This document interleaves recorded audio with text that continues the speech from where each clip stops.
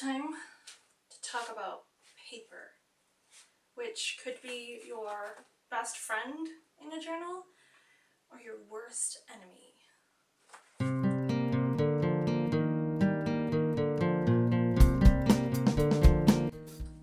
Hey guys, I wanted to do a video about paper because out of all the questions that I get on my blog and on YouTube and on Twitter and Facebook is about what paper should I use in my journal, because it's such a problem child of a thing and a basic necessity of a journal since papers, pages and pages go in a journal.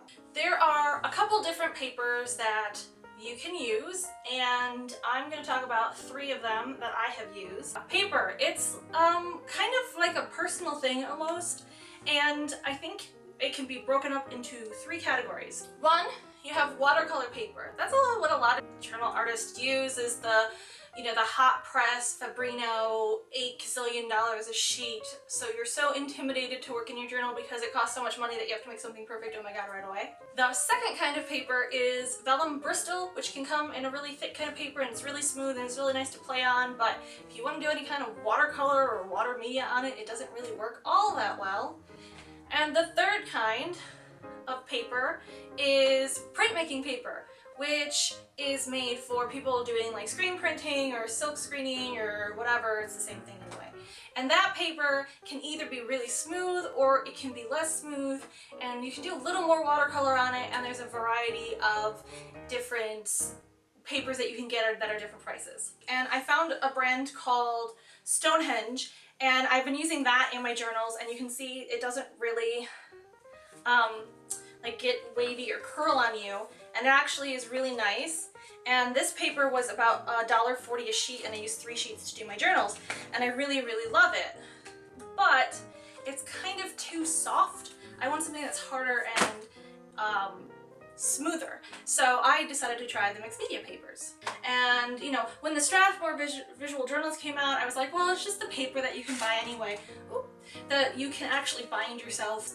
But the mixed media paper is something different because it's actually geared towards mixed media artists, which is great because now we're getting recognized for our art. So far, I have found 2 types of mixed media paper.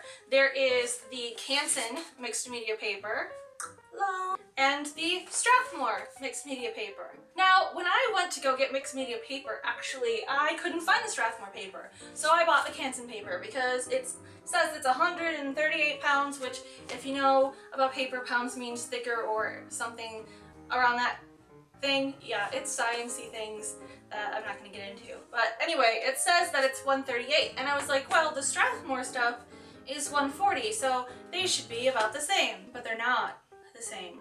I was having fun in my Canson pad, and I actually have, pretty watercolor stuff that I did in it, yay! But then I went to do an actual mixed media portrait, and the paper actually started coming up on the nose, so I had to do about 4 layers of paint. Because when you do that on paper and it starts to come up, it makes it look dirty, and I just couldn't do anything about it. It was just like an off-white dirty, started pulling up. So I actually stopped working on this because I'm afraid to do more layers on it because the paper already started like disintegrating under my paintbrush and crayons and pencils. On the other hand, I have the Strathmore mixed media paper, and I actually use it in my classes and in my demos that I do. And here's a demo piece that I did. And this is on it, and it's 140-pound paper, and it feels a lot thicker than the Canson stuff. And it's a little bit smoother, but it's really great with watercolors and inks and stuff. Here's a journal page that I did with it, and it curled just like that because I pulled it out and everything, and put a ton of layers on this thing. I did. There's like photos and collage and all that kind of stuff on there. And it's 400 series is the best series, and that's 140. That paper comes in this itty bitty size, which is 6 by 9. It comes in 9 by 12, which I've used a ton of because it's basically the main paper that I use at my demos and stuff. So I'm always pulling sheets out of it to show students, the cool stuff that you can do on it. This is paint and ink and collage, and you can see it's perfectly flat. It's a dream to work on, actually. Boom. 11 by 14. It also comes in 24 by 18. Ta-da! What are you doing out? Paper. Because it's really big freaking cool and I want to paint. Okay, so you said hi. Now go back in there. You know you're not supposed to leave the studio at all. Okay, I'm gonna go Make some. Ooh, what if I try not to let her out of the studio much because she causes too much trouble? I try to keep her in the studio because she can cause a lot of trouble if let out, because she likes to be a mad scientist. I don't want her near anything that could explode or be outside. The mixed media paper also comes in the 300 series, which is better, and it comes in these nice sketchbooks in a couple of sizes, and mine actually is smaller because it's perforated and the pages kept coming out really easily, so I actually rebound mine and took off the perforation, and I really love it. It's really flat, and I just want to show you, I did these 2 pages with paint with no gesso whatsoever, and the paper stayed amazingly, perfectly, no buckling or anything, and it takes a lot of media really well. Here's one with a variety. That's Liquitex ink is the background. This one is all spray inks that I actually painted with with paintbrush. Here's another page that I finished in here. The Better series is 90 pound, and you would be like, well, 90 pound isn't going to do anything, but I guess they have a magic formula at Strathmore for mixed media papers because it's beautiful and I love it. That's kind of, so there's my explanation on papers and the different kinds that you have. So if you use water media a lot, you might want to go for a watercolor paper. If you like a smooth surface and you want something thick, you can go for the Bristol paper. If you want something that's kind of a hybrid between them, you can try the Printmaking Paper.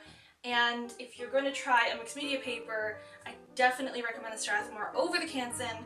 I've tried both of them and the Strathmore paper just outperforms the Canson. I hope that kind of answered your questions about what paper to use in your journals. I guess it was just more me being like, I got this new paper and it's really awesome. I'm not like paid by anybody to do reviews or sponsored by anybody. It's just a product that I wanted to try and I really love it, and I think the price point for the Better series for journals is like fantastic, and the paper is just, it just works really well, and I hope that you can, you know, buy it with a little more confidence now that I've tried out both of the mixed media paper that is out there. I hope that helps in some way. So there's little happy paper review time, and now I'm gonna go make sure that the mad scientist doesn't cause any trouble.